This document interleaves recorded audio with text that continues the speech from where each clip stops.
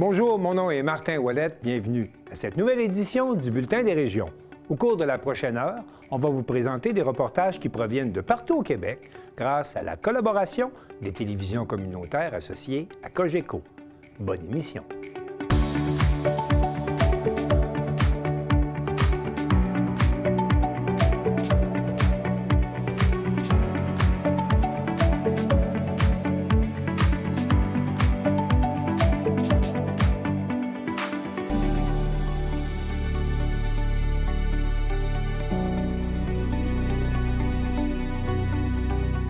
Au sommaire pour vous cette semaine.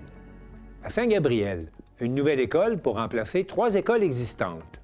À Thetford Mines, la maison de fin de vie des Couleurs du vent prouve que la force d'une société réside dans sa capacité à prendre soin de son monde. À Percé, c'est la 14e édition de la Saucette au profit d'Opération Enfant Soleil. À Chandler, la première édition de la fête interculturelle connaît un franc succès.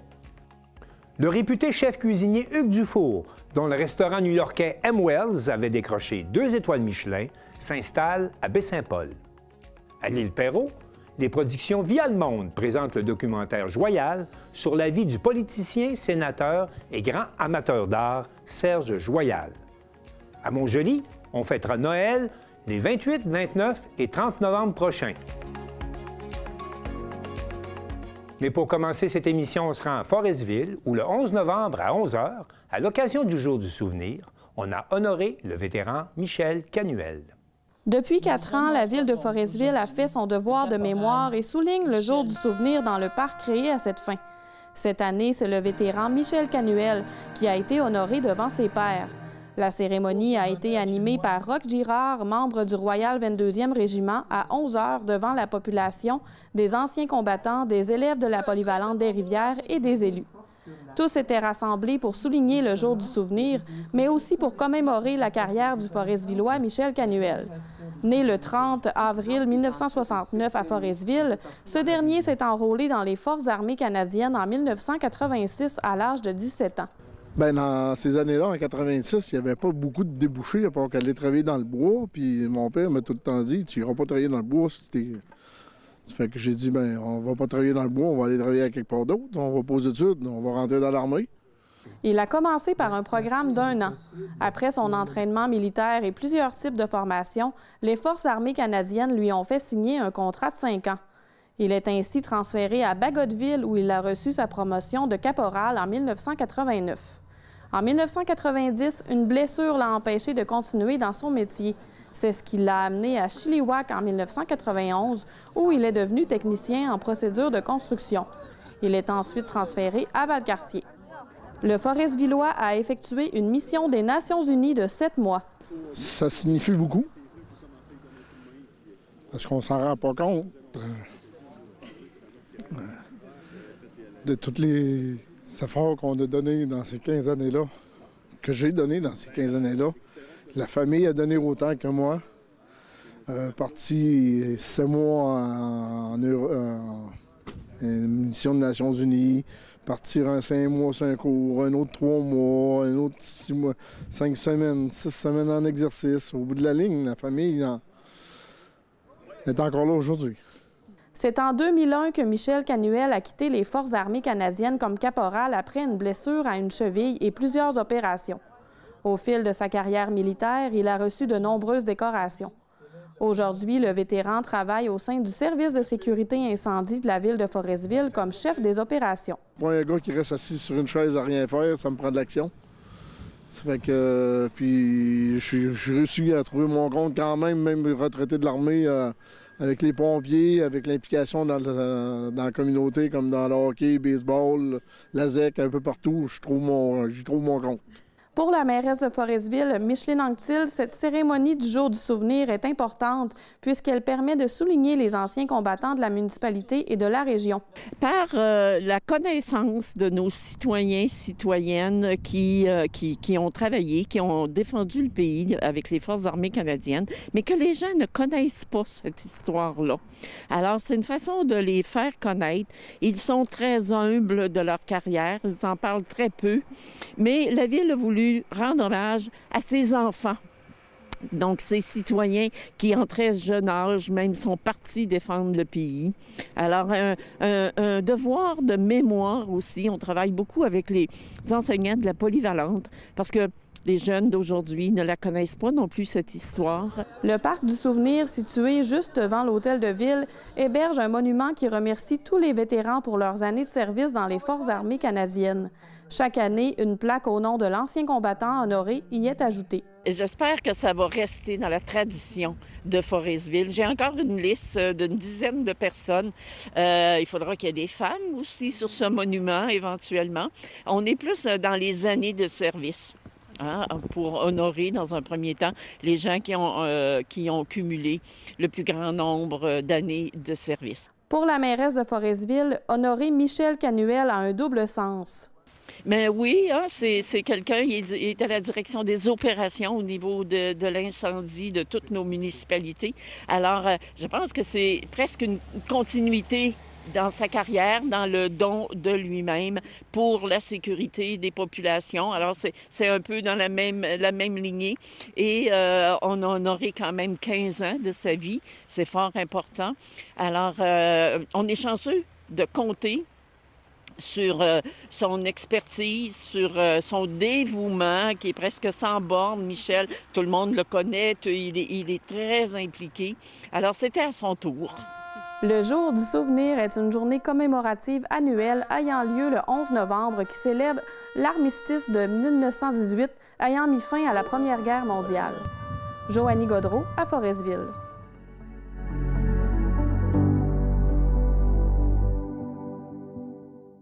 Une nouvelle école pouvant accueillir 500 élèves dans 22 classes sera construite au coût de 33,7 millions de dollars à Saint-Gabriel.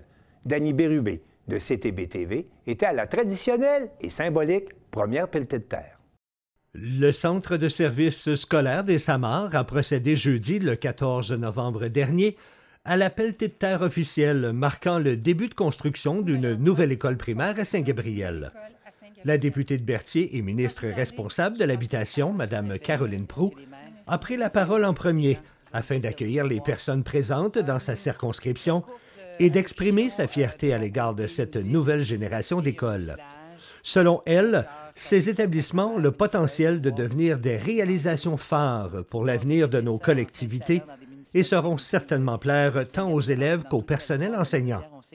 Pour sa part, la ministre de l'Éducation, Mme Sonia Lebel, a souligné qu'il s'agit d'une étape importante pour les élèves, puisque ce nouvel environnement d'apprentissage aura une influence directe sur leur motivation, leur persévérance et leur réussite scolaire. On l'écoute nous parler de cette nouvelle construction. La nouvelle école, ce sera une nouvelle école qui va combiner 3 écoles, 3 pavillons déjà existants, Tourbillon, les Rafales et l'Envolée. Donc, ça va être une seule école de 22 classes qui va pouvoir accueillir près de 520 élèves. L'ouverture officielle est prévue en 2027. Naturellement, on va travailler avec le Centre de services scolaires pour s'assurer qu'on est dans les délais parce que c'est important quand on attend une nouvelle école comme ça, c'est important. On l'a attendu longtemps, donc c'est important qu'elle arrive à la date promise. Puisque la nouvelle école sera partagée entre la ville de Saint-Gabriel et la municipalité de Saint-Gabriel de Brandon, eh bien, les maires des 2 municipalités ont également pris la parole lors de la conférence de presse pour souligner cette concrétisation issue des 2 municipalités. J'ai eu le plaisir de m'entretenir avec eux à la fin de la conférence afin d'en apprendre davantage sur cette nouvelle construction et sur leur niveau de satisfaction à l'égard du projet. Aujourd'hui, comme vous savez à la maison, c'est la journée pelletée de terre pour cette nouvelle école qu'on est en train de construire à Saint-Gabriel. Ville Saint-Gabriel, mais j'ai les 2 maires parce que c'est une belle collaboration entre les 2 municipalités. Comment est-ce qu'on se sent aujourd'hui là, pour cette première pelletée de terre? Super content, moi vous dire, j'ai hâte à la journée d'ouverture. Mais on est sur une bonne partie de développement présentement. On en a pour un petit bout, là. Ça va être ouvert en 2027, je crois, mais pour ce que je disais à Mme Proulx ce matin, c'est une grande journée, une belle journée. On fait tellement d'efforts dans nos municipalités pour faire grandir notre milieu, pour donner des bons services à notre communauté. Mais une nouvelle école, c'est le summum, là. C'est le début de quelque chose, là.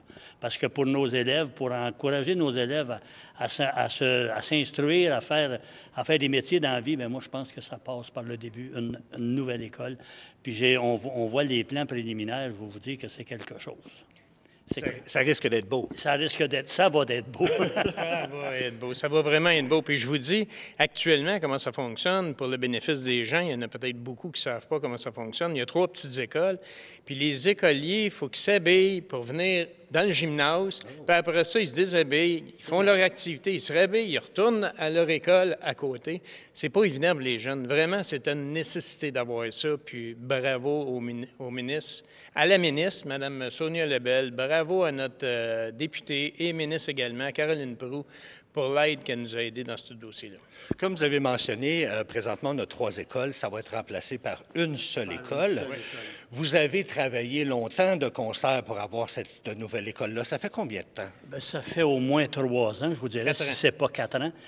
On a travaillé beaucoup, puis je l'ai dit dans mon allocution tantôt, avec les services scolaires pour l'implantation de la nouvelle école. Parce qu'au départ, au tout début, il devait avoir sur le terrain des modules pour remplacer les bâtiments qui devaient être démolis avant la construction. Et là, on a fait l'exercice d'être capable de construire tout en conservant les trois bâtiments et à garder les élèves en sécurité aussi. Fait que donc, mais on a travaillé très fort parce qu'au début, on regardait des nouveaux terrains à côté, puis nous autres, bien, la ville, on essayait de préserver aussi notre terrain de jeu, exemple. Puis le service scolaire a regardé cet endroit-là, mais on a réussi à ramener là l'école où est-ce qu'elle va être construite. Pour le temps de la construction, bien, on a laissé la rue fermée, la rue qui passe devant la future école. Fait que donc, la rue Plante. Fait que donc, c'est une belle collaboration qu'on a eue. Comme disait Mme la ministre Lebel lors de son élocution, c'est une école qui va accueillir 520 quelques élèves avec 22 classes. J'ai déjà entendu entre les branches que l'école était quasiment complète. Elle est pleine. Comment vous réagissez à ça? Bien, il semblerait, la façon qu'elle a été faite, ils vont pouvoir utiliser des locales, convertir des locales actuels prévus pour les convertir en classes. Puis moi, j'ai fait une visite de chantier aussi au début, quand ils ont commencé les fondations. Et puis le contremaître me disait aussi que la structure, la construction est faite de sorte qu'on pourrait éventuellement agrandir l'école. Donc, pour l'instant, on va agrandir, comme Mario disait, par en dedans, là. Oui. Mais ultérieurement, il est possible de ragrandir cette bâtisse. Ça va être prévu à cet effet-là. Merveilleux. Bien, écoutez, très, très belle journée. Félicitations encore parce que vous avez travaillé fort. Puis on a hâte à l'ouverture qui est... En mars 2027. 2027, exactement. On se croise les doigts. Parce qu'il arrive toujours des affaires de toute façon dans la construction, hein, on le sait. Des petits agréments, des désagréments des fois. Mais... On le vit actuellement avec le centre sportif. Oui, hein, effectivement.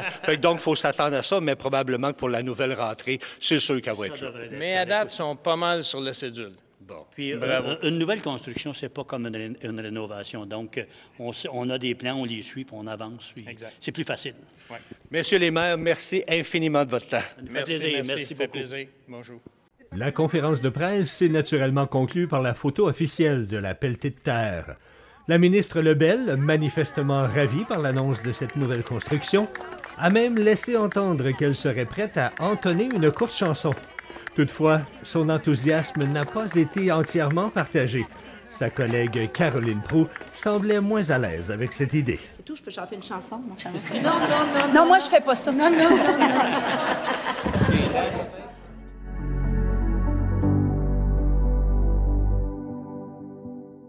Prendre soin jusqu'à la fin est le leitmotiv de la maison de fin de vie Les Couleurs du Vent à Thetford Mines.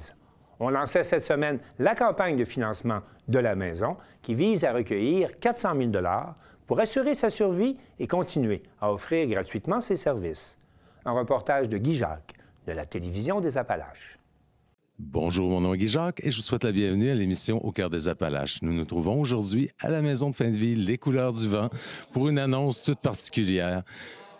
Au fond, On va découvrir le tout ensemble, mais je tiens à vous rappeler que la maison de fin de vie doit aller chercher chaque année 400 000 $ pour assurer sa survie et sa pérennité.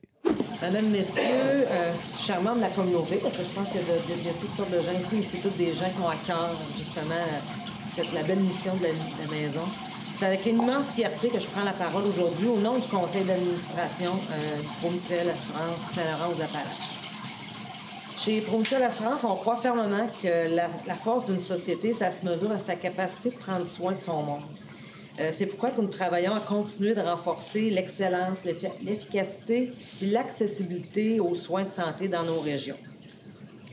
Dans sa vision continuelle de poser des gestes concrets, c'est vraiment quelque chose qu'on veut faire vraiment se démarquer, poser vraiment des gestes concrets sur notre territoire, donc dans notre belle communauté ici.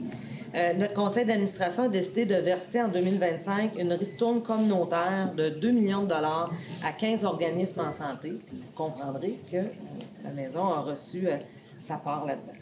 Ce don, c'est un don symbolique, mais ça reflète surtout nos valeurs mutualistes. Hein. On est un assureur, mais on est une société mutuelle, puis c'est différent d'un assureur standard, si on veut le dire. Puis c'est important pour nous de redonner à notre collectivité, de soutenir ceux et celles qui, jour après jour, veillent sur la santé de nos membres, de nos employés, de notre communauté, de leur dignité et de leur qualité de vie. Je me trouve maintenant accompagné de Mme Lynne Gosselin, qui est coordonnatrice aux communications et financements à la Maison de fin de vie Les Couleurs du Vent. Bonjour Lynne. Allô Guy, merci beaucoup d'être venu, d'être présent toujours dans nos événements. Oui, bien écoute, je pense que la mission de la maison me tient à cœur et c'est quelque chose qui est très important pour la région aussi. On est communautaire à la TVCRA, donc c'est important pour nous d'être ici. Mon Dieu, c'est une très belle collaboration qui a été dévoilée aujourd'hui. Vraiment, on est vraiment dans la gratitude, on est très reconnaissant. C'est une autre belle preuve que la communauté est là pour vraiment réaliser quelque chose collectivement. Là. C'est vraiment... on est touchés. Parfait. C'est important aussi, je crois bien, parce que quand même, comme je le disais moi en introduction, quand même 400 000 $ à aller chercher chaque année pour assurer la pérennité et la survie de l'organisme, donc qui offre des soins gratuits en passant.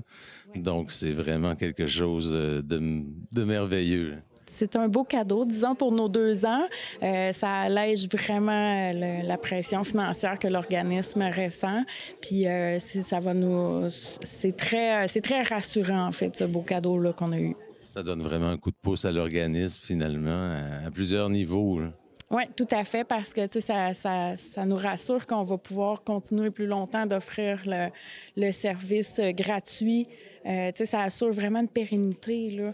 Ce montant-là vient, c'est ça, vraiment allégé, là, tu sais, qu'on n'est plus, comment elle a dit ça tantôt, tu sais, c'est rassurant, on est plus paisible dans la poursuite de notre mission. Oui, ça donne un sérieux coup de pouce, finalement. Donc aussi... Quand on a de la misère à payer les factures, payer l'épicerie à la maison, ben tu sais, ça amène des tensions. Hein? Ben tu sais, c'est la même chose partout, là. Puis tu sais, dans le communautaire, on le sait comment ça fonctionne. Fait que là, ben tu sais, ça, ben on est capable, tu sais, là, on partira pas faire le party, là. Mais on est capable de... C'est rassurant. Oui, c'est vraiment quelque chose d'important.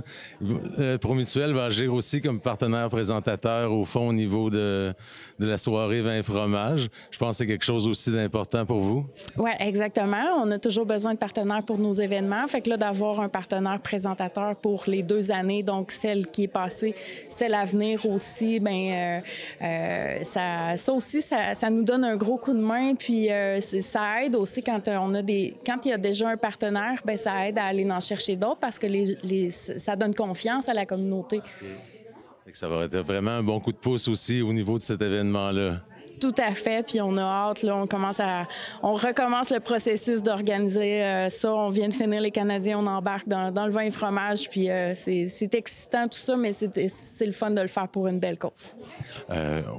Comment les personnes intéressées ou les organisations intéressées à vous appuyer peuvent-ils procéder? Bien, premièrement, réservez la date à votre agenda. 26 mars 2026, ça va être au centre communautaire Saint-Alphonse. On va l'annoncer prochainement aussi là, sous forme d'événements Facebook. Les billets vont être en vente sous peu. C'est sûr qu'on a un travail d'organisation, il y a un processus là-dedans. Je dirais que ça va aller après les fêtes avant que les billets soient en vente.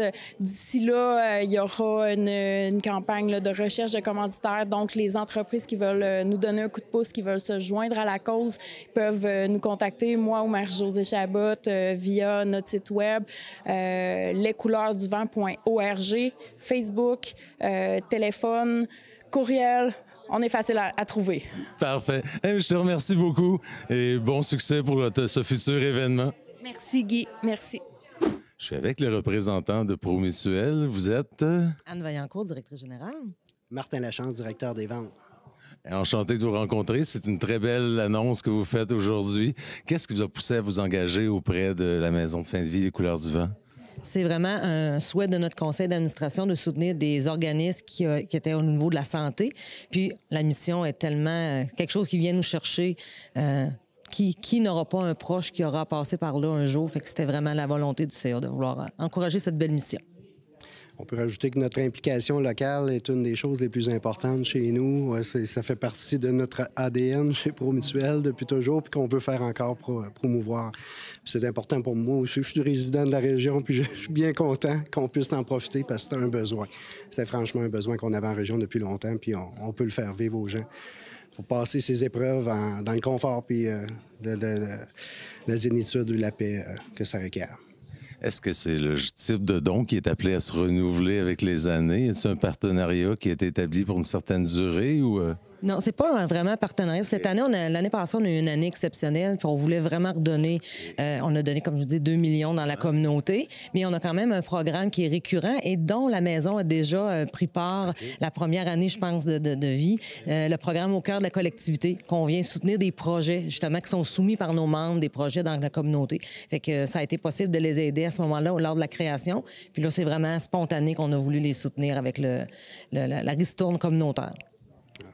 Je pense que c'est de redonner, c'est ça comme on dit, le programme Au cœur de la collectivité va toucher plusieurs organismes de la région, mais c'est une forme, là, on a le privilège cette année par la ristourne, mais on veut continuer quand même à s'impliquer de façon différente par justement ce programme qui va continuer de vivre pour plusieurs organismes, peu importe l'envergure. Fait que peut-être que la maison aura un projet à soumettre dans les années à venir. Ils ont sûrement plein d'idées, fait que ça pourrait être qu'on les aide encore. Je pense qu'ils ont toujours plein d'idées, effectivement. Donc, en quelque sorte, le tout s'inscrit dans la mission sociale de Promutuel, qui est plus qu'une compagnie d'assurance, comme vous le disiez. Exactement. Vous avez tout compris. On veut faire plus que ça. On veut vraiment faire partie de notre communauté puis aider nos membres assurés de façon différente que de les protéger. Oui, parce qu'on les protège avec leur bien d'assurance, mais en même temps, on veut faire part de notre communauté, d'être capable d'aider. Parce qu'on est près de nos membres, puis c'est une autre belle façon de le démontrer. On va continuer à le faire. Bien, je pense que c'est très apprécié comme geste. Je vous remercie beaucoup. Merci. Et je vous souhaite une très belle soirée. Merci beaucoup.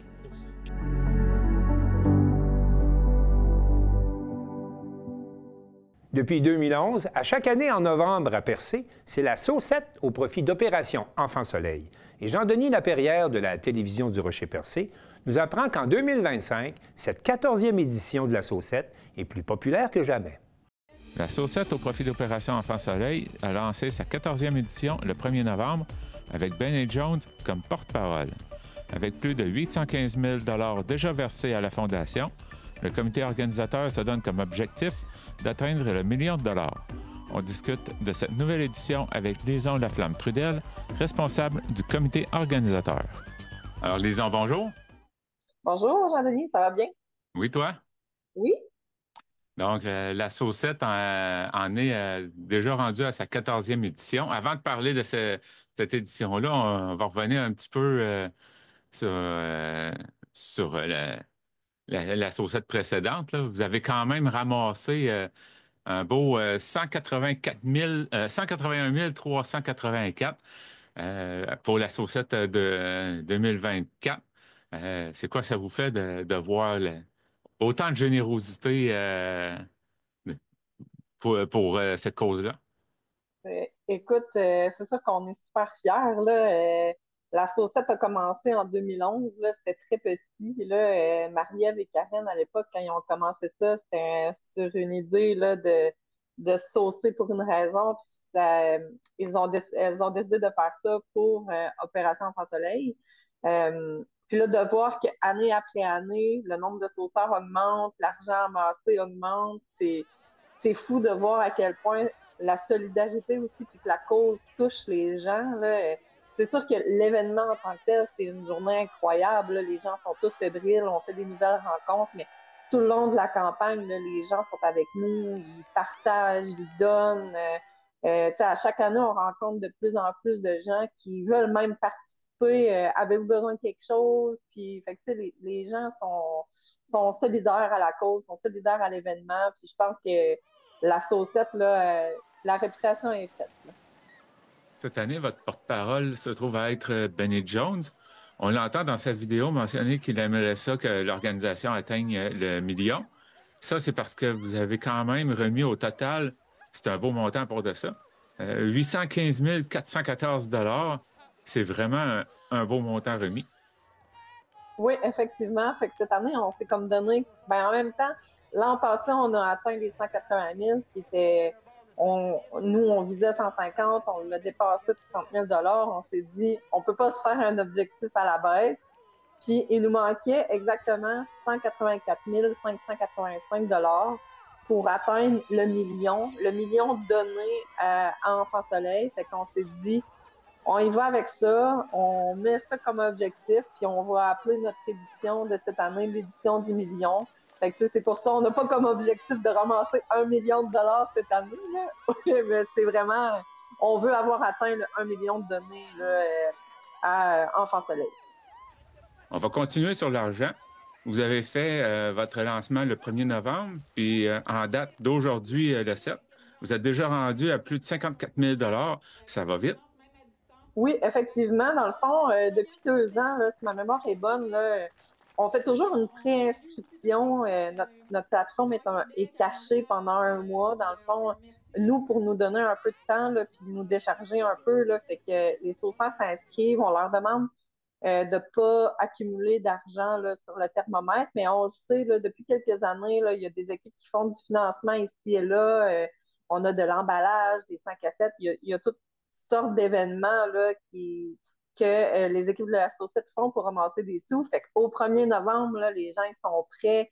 Ils en ont déjà parlé à leur famille, leur communauté, leurs amis. Fait que c'est ça. Fait qu'au 1er novembre, on a démarré la 14e édition. On a mis à découvert notre page Funky là, pour permettre aux gens de donner.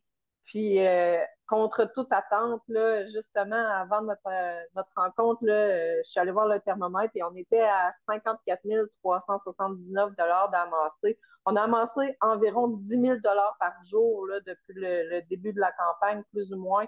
Puis, tu sais, on est en avance sur les dons amassés de 1 semaine comparativement à l'an passé. Mettons, si on regarde l'an passé, au 15 novembre, on atteignait 60 000 $, puis là, on est à 5 000 quelques dollars de l'atteindre. Fait que, on est comme sur un petit nuage, là.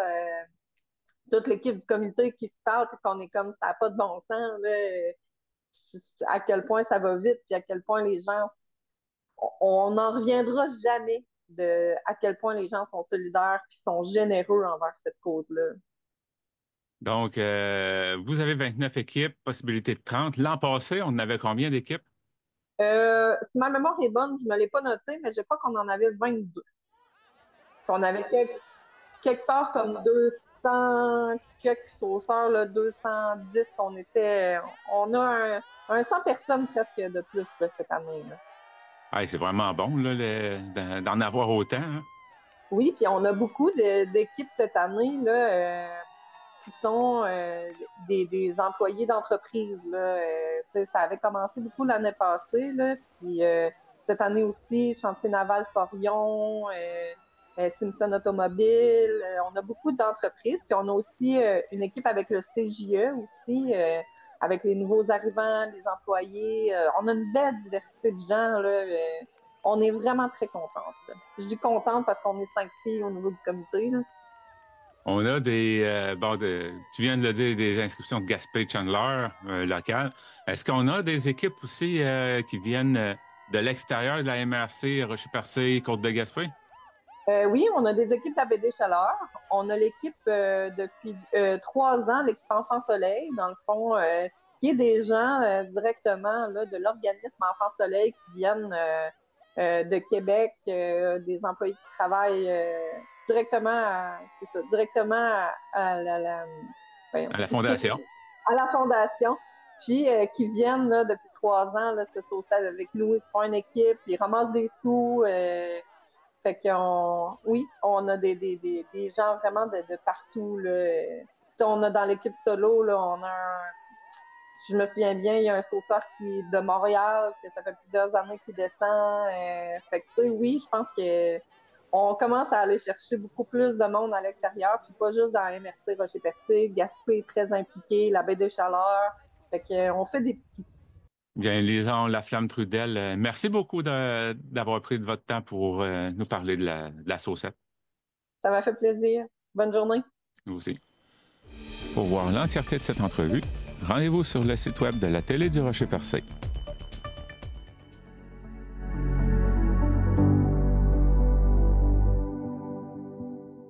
Pas moins de 12 pays étaient représentés à la première fête interculturelle de la MRC du Rocher-Percé qui a connu un franc succès.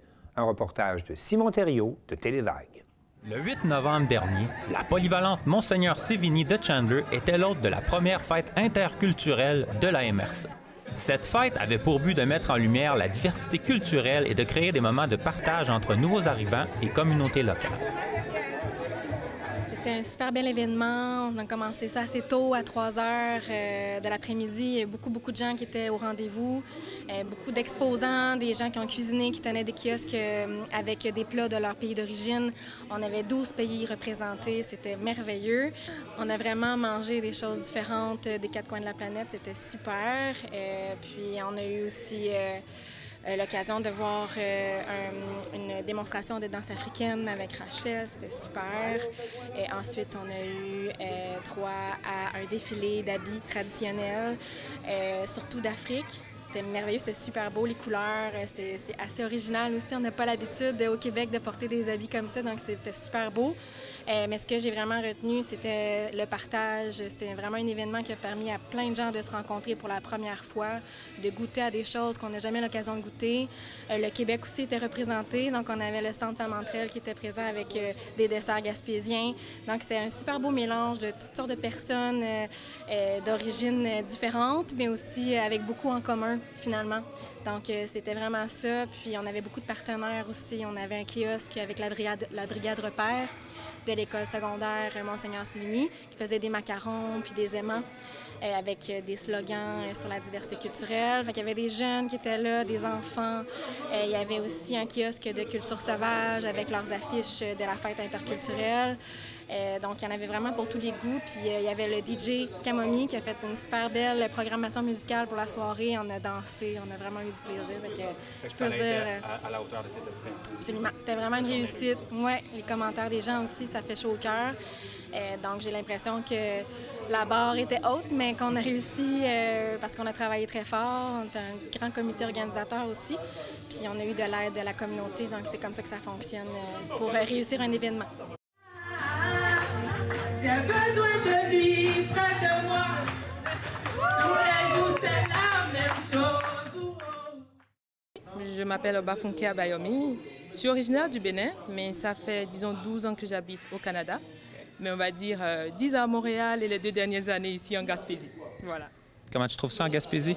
Je peux dire que de ce que je vois quand je compare les deux, la Gaspésie se forme un peu avec la diversité culturelle parce que c'est plusieurs langues, plusieurs personnes, mais c'est le fun.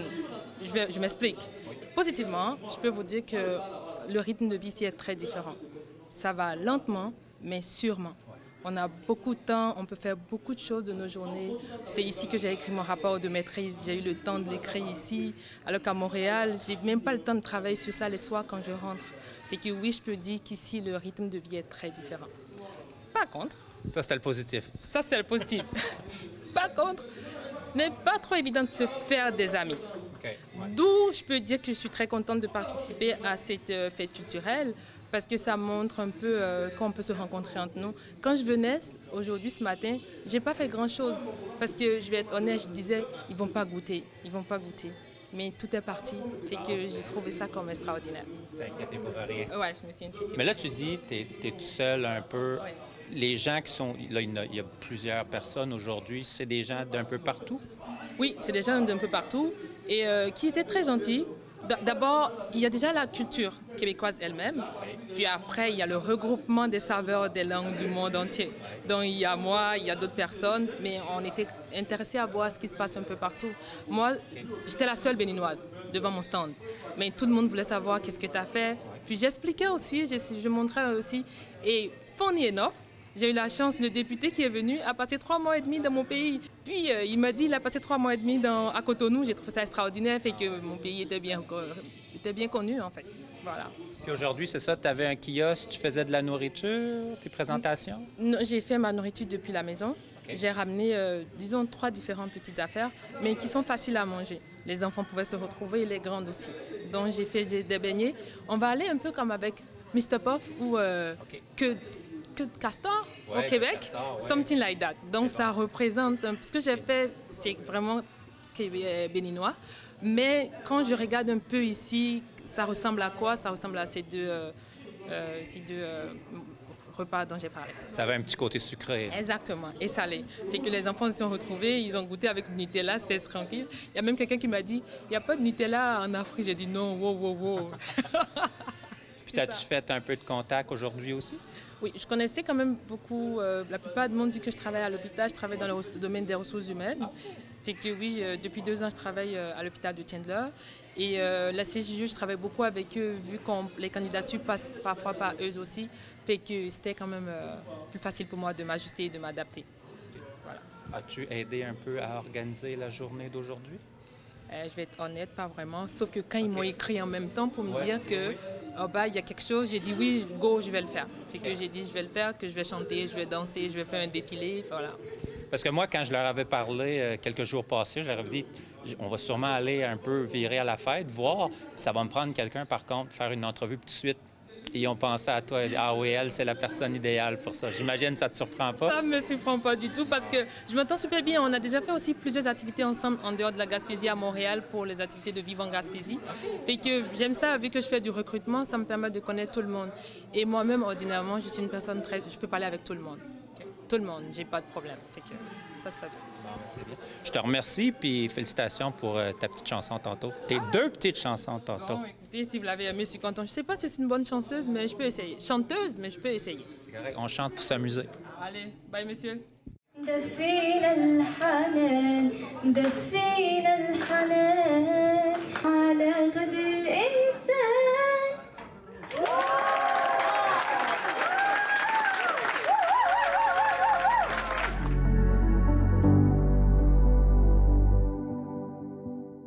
Grosse nouvelle dans le monde de la gastronomie. Le réputé chef Hugues Dufour, dont le restaurant new-yorkais M. Wells avait décroché 2 étoiles Michelin, s'installe à Baie-Saint-Paul. Félix Chouinard, de TVCO, l'a rencontré pour parler de son futur restaurant. La nouvelle est tombée le 2 novembre dernier. Le chef cuisinier étoilé Hugues Dufour, auparavant chef du restaurant new-yorkais M. Wells, a quitté la Grosse Pomme pour venir s'installer à Baie-Saint-Paul. Au menu, un tout nouveau restaurant d'une 30aine de places, en partenariat avec la famille Migneron. Nous sommes allés à la rencontre de Madeleine Bouchard-Dufour, copropriétaire de Famille Migneron, et du nouveau chef cuisinier pour parler de ce projet culinaire à venir. Madeleine Bouchard-Dufour de la Famille Migneron à Baie-Saint-Paul. On est en ce moment sur nos terres familiales. Petit léger récapitulatif, entreprise qui a une 30aine d'années, qui a commencé dans le fromage tout en humilité avec nos parents. Puis mon frère et moi, on est la 2e génération en charge de ce beau projet-là. Puis maintenant, on fabrique des vins, des spiritueux. Puis on met un petit pas de plus dans la division hospitalité grâce à ce nouveau projet-là qui s'en vient. Moi, c'est drôle parce que mes ancêtres, en fait, mes grands-parents viennent de Petite-Rivière, de la Petite-Martine. Et Hector, mon oncle Hector, qui ressemblait à mon grand-père comme 2 gouttes d'eau. C'est ça qu'il y a une bleuetière là-bas. Moi, je connaissais pas beaucoup la région ici, même si mes ancêtres viennent d'ici, puis j'ai entendu juste des contes merveilleux de toute mon enfance, ayant travaillé avec mon grand-père sur la ferme familiale au Lac-Saint-Jean. C'est ça, là, j'y reviens, puis je la redécouvre. Donc, c'est quand même assez extraordinaire. Puis là, je me sentais encore en vacances depuis, parce que c'est comme je réalise pas, puis je travaille moins. Mais là, on dirait que ça devient vrai. Bien, justement, parlons-en un peu. Nouveau projet de restaurant qui a été annoncé. À quoi on peut s'attendre comme restaurant ici? Ça, c'est une bonne question, ça. Mais je pense qu'on a envie de faire quelque chose, je pense qu'on a envie de travailler ensemble. Ça, c'est bien de le dire aussi. On n'est pas juste, on n'aboutit pas juste dans les locaux du Miron, mais on va travailler en partenariat. Parce qu'on veut que le tout soit plus, d'une manière holistique, là, fasse partie de tout. Donc, du côté de la boutique, du restaurant, les choses vont être, on veut les rendre fluides, en fait.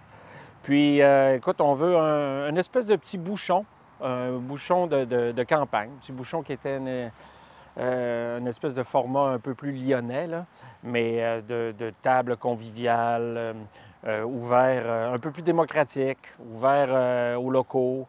Moi, j'aime bien l'idée, on a toujours aimé l'idée du relais quasiment, où tu peux venir en motoneige, manger une frite, prendre une bière au bar, ou tu peux manger un canard vieilli pour deux. Puis te péter la face quand tu viens d'ailleurs, là, tu sais. Mais un peu plus dans cette optique-là.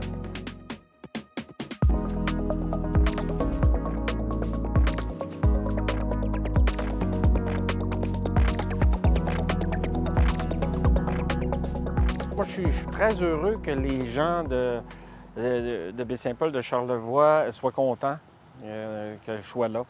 Ça me suffit.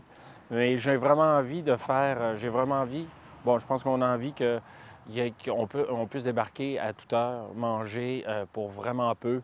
Puis moi, j'aime le mix, comme ça, on ne veut pas faire un truc pour les gens en voyage d'outre-mer ou des États-Unis ou les foodies des grands centres. C'est pas l'idée. L'idée, c'est que tous ces gens, quoi qu'ils auront une place, que ce soit que tous les gens peuvent se côtoyer. Puis moi, j'aimerais ça qu'on puisse débarquer en skidoo, se parquer en avant avec une soute qui sent assis au bar. Et que vous soyez les bienvenus, c'est vraiment ça. Non, c'est vraiment l'idée. Parlons bouffe, parlons un peu de nourriture. Non. Eh oui, malheureusement. Est-ce qu'on peut s'attendre à voir des produits de Migneron, mais de la région de Charlevoix dans ce restaurant-là? Oui, ça, c'est sûr et certain. Ça serait fou. Ça serait comme de mourir de faim dans un jardin. Oui, parce que c'est là, parce que les choses sont bonnes, ils sont de proximité. Mais je pense qu'on ne veut pas se restreindre non plus à ça. C'est le fun qu'il y ait des échanges entre les régions, qu'il y ait des choses qui viennent plus de loin. Je pense que le terroir peut aussi s'arrêter dans l'imaginaire. Tu sais. Moi, ça ne me dérange pas d'avoir des bananes puis de prétendre qui sont faites à Amalbé. Tu sais. Mais on sait que c'est les meilleurs, right? Puis, tu sais, au final, nous autres, on voit ça un peu comme une plateforme étant dans le monde de l'agroalimentaire, là. Faire un achat d'un produit du Québec puis de Charlevoix, puis je vais réinsister sur le mot Québec, c'est un vote. Un achat, c'est un vote. Puis pour nous autres, d'avoir la chance d'encourager nos autres amis vignerons, nos amis microbrasseurs, les distilleries, les autres fromagers, bien, on a comme un petit rêve que ça soit une plateforme de plaisir pour ces gens-là aussi, puis une plateforme de création, puis de genre de, justement, créer le petit feeling de communauté. Oui. Qu'un restaurant, le feeling qu'on avait chez M. Wells à New York, c'est, t'as l'impression que la gang est là, on partage un repas, puis c'est merveilleux, puis on a du plaisir, tu sais. Fait que c'est un peu tout ce système de valeurs-là qui est au cœur du projet aussi. Mais une affaire qui est sûre avec Hugues, c'est que ce à quoi tu t'attends, là, ça va être tout sauf ça, parce que c'est la création, la base de l'imaginaire de Hugues et de Sarah, c'est l'univers des possibles. C'est ça qui est beau, puis c'est la création, puis qu'il n'y a pas personne qui va se bétonner dans quelque chose, puis que finalement, c'est tout ce qui nous rend stimulés, puis que finalement, ça soit un peu comme des bassins versants de création. Fait que moi, c'est un des trait de leur personnalité à eux deux en tant que restaurateurs qui me charme d'une manière astronomique, c'est que à quel point c'est créatif et qu'on peut s'attendre à tout en une bouchée.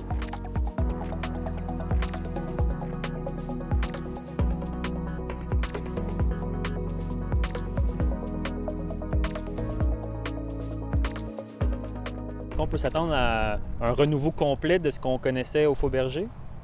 Ah, il va y avoir des nouveaux lieux. On travaille là-dessus en ce moment. Il va y avoir des belles rénaux. Puis évidemment qu'on ne verra pas le restaurant à l'envers, là. Mais... Non, c'est sûr que la bâtisse demeurera. Moi, j'aime bien l'idée du bar. C'est peut-être un défaut new-yorkais, dernièrement, mais tu sais, un homme en peine, seul, avec sa monture. Qui cherche une place, puis il veut discuter. Tu sais, je veux faire vivre le bar un peu plus une espèce de taverne gastronomique, si on veut. Donc, c'est sûr que ça va influencer le restaurant, les lieux.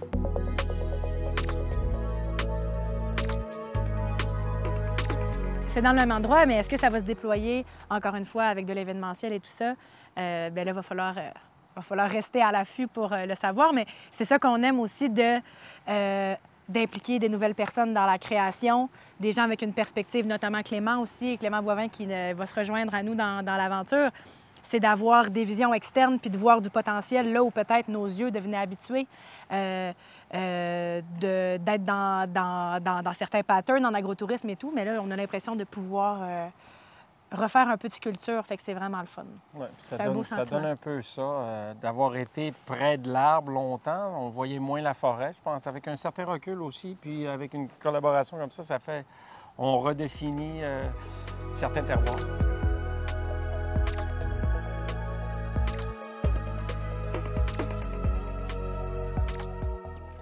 Bien, Hugues, Madeleine, merci beaucoup. Merci à vous. Merci à vous autres. Ben Puis oui. on a hâte de vous présenter ça, ce beau projet-là. Ouais, ça va être le fun.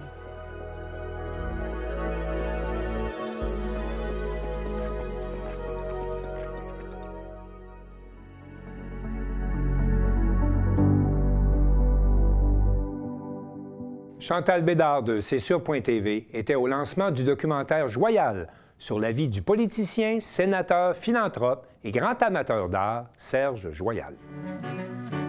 Le 20 octobre dernier avait lieu au cinéma du Musée à Montréal la première projection publique du film Joyal de Catherine Villot, Grégoire Villot et de Daniel Bertolino.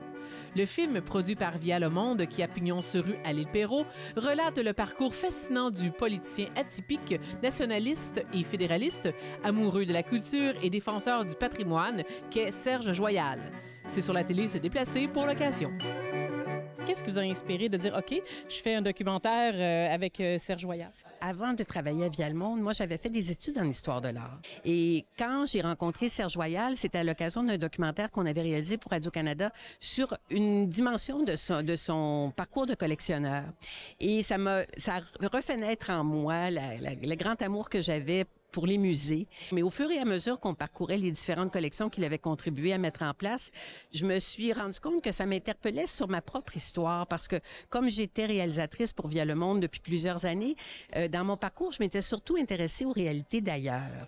Et du coup, j'ai été obligée de faire le bilan de ma propre relation avec l'histoire de mon pays, d'entendre d'autres points de vue aussi qui étaient moins fréquemment exprimés. Alors, j'ai décidé de m'amuser là-dedans. Puis ça donne le documentaire que vous avez vu ce soir, que j'ai co-réalisé, bien sûr, avec Daniel Bertolino et avec mon frère Grégoire, qui est un réalisateur globe-trotter aussi à Via Le Monde depuis fort longtemps. Et lorsque Mme Villot m'a approché il y a 7-8 ans maintenant pour me demander si j'accepterais de contribuer, ma première réponse a été finalement de tenter de décliner. Finalement, elle m'a fait réaliser que quand on a eu l'opportunité de vivre une vie relativement pleine, il est extrêmement important de passer la mémoire. Qu'est-ce que ça fait de vous voir sur le grand écran comme ça, votre vie étalée au grand jour, vos réalisations, vos expériences et vos défis? Je pense que ça donne une occasion au public de voir que tout est possible finalement quand on a des convictions, des principes et des valeurs qu'on veut défendre. Et surtout que parfois, ces valeurs-là, on les ressent quand on est tout jeune. Et ce qu'on fait dans notre jeunesse, ça peut influencer toute notre vie. Les jeux de jeunesse, les préoccupations qu'on peut avoir, les intérêts qu'on peut développer, finalement, ça structure une vie. C'est un peu comme ça que je me voyais à 4 ans, et puis là, je me vois aujourd'hui 75 ans plus tard, et puis je me dis, dans le fond, j'ai exactement les mêmes motivations, le même entrain, finalement, pour continuer de défendre ce qui m'est toujours apparu essentiel de faire dans la vie. À travers le film, on découvre bien sûr le personnage que vous êtes, Monsieur Serge Voyal, mais surtout un amoureux des arts et de la politique. C'est pas si distinct que ça, finalement, en fin de compte. Ben, c'est deux mondes qui sont un peu antinomiques parce que la politique, c'est un peu l'art de l'éphémère. Ce qui est la nouvelle aujourd'hui laissera les gens indifférents 2 mois plus tard, alors que la culture, c'est pérenne, c'est-à-dire c'est les valeurs qui structurent vraiment notre vision du monde. Et j'ai toujours trouvé dans la culture un complément au côté éphémère de la vie politique. Et puis en politique, on se dessèche très rapidement. Après une dizaine d'années, on a l'impression qu'on a donné ce qu'on devait donner, mais en pratique, on peut continuer d'être aussi engagé et transformer autant la société quand on a une vision de ce que le monde peut être et qu'on on utilise les meilleures énergies qu'on peut avoir pour le faire advenir. Alors, je crois que le film démontre ça, qu'on peut avoir 2 vies parallèles qui se fertilisent et qui s'appuient l'une l'autre. Pour commencer, le député libéral fédéral de Maisonneuve-Rosemont, voici Serge Joyal. Monsieur le sénateur Serge Joyal. On s'est rencontrés en militant. Serge! Serge Joyal, c'était un nationaliste fédéraliste. Mauvais Québécois, mauvais francophone. J'ai toujours été un supporter des Canadiens.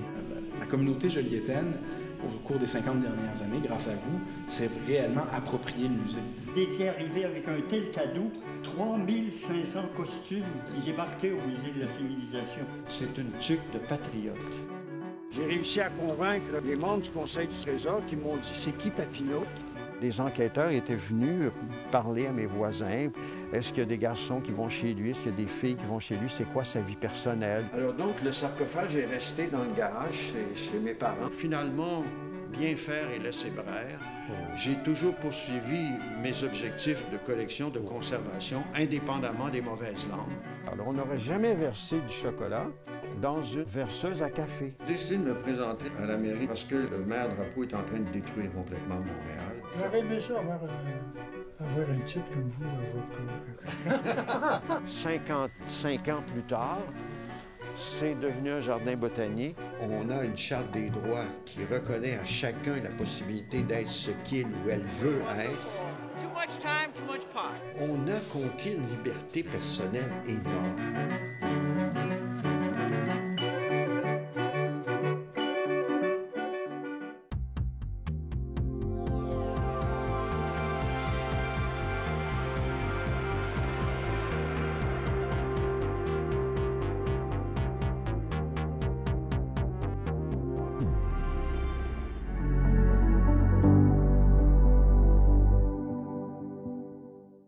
Avec un spectacle jeunesse, une prestation du chanteur western Gab Forêt, une journée familiale et un défilé du Père Noël, Montjoly fêtera en grand les 28, 29 et 30 novembre prochains, nous rapporte Marc Després de la télévision de la Métisse.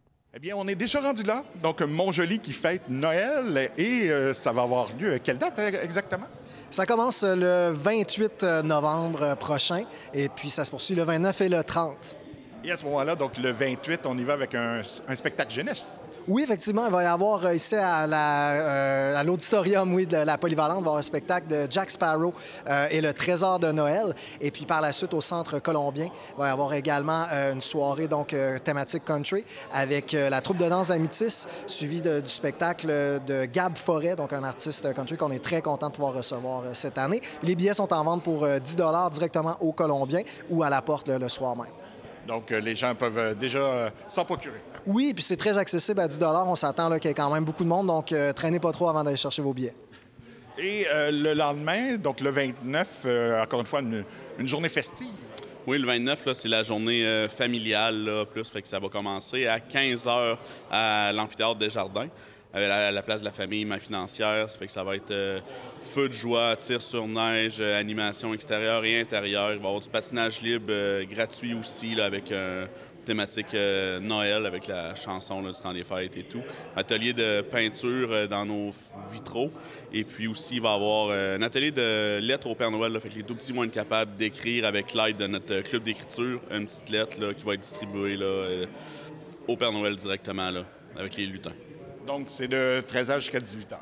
Oui, de 15 h à 18 h. Faut pas oublier les matinées jeunesse. Faut pas oublier les matinées jeunesse aussi qui vont avoir lieu au Château Landry samedi matin. Donc, c'est à 10 h. On attend là, les jeunes, les familles, pour un atelier donc, de Mathieu, un artiste qui nous présente donc un atelier de création littéraire en direct avec les jeunes qui vont pouvoir écrire une chanson sur la thématique et puis dans le style qu'ils préfèrent. Donc, ça va être un autre atelier accessible et gratuit au Château Landry. Ça va être à 10 h le matin samedi.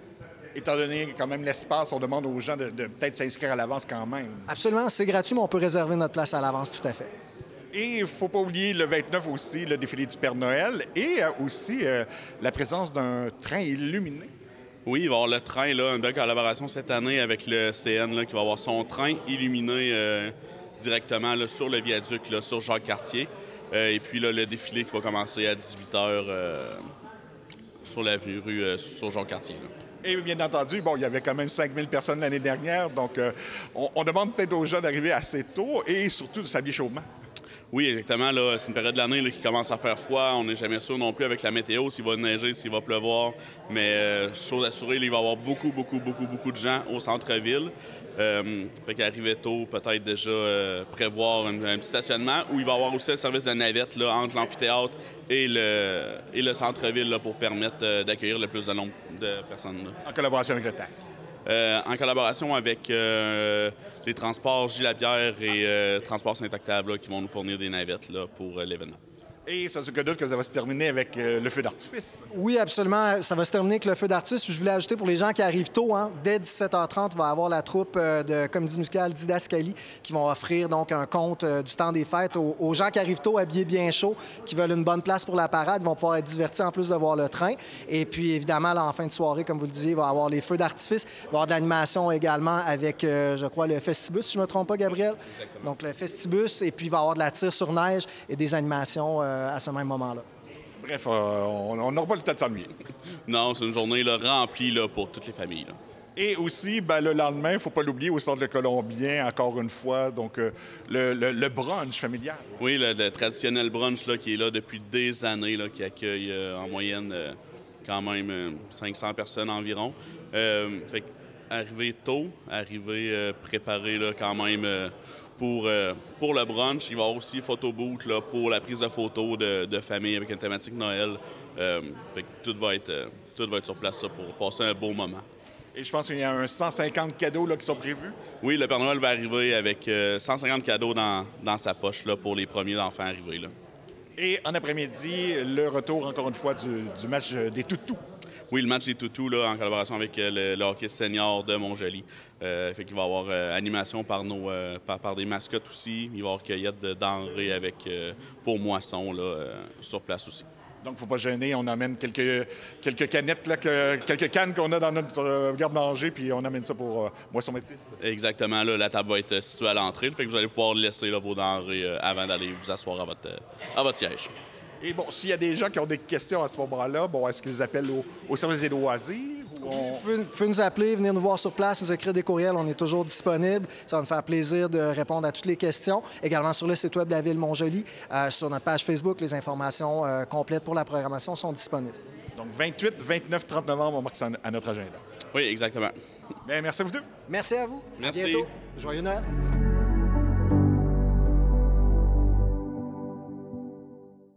C'est tout pour le bulletin des régions cette semaine. J'espère que cela vous a plu.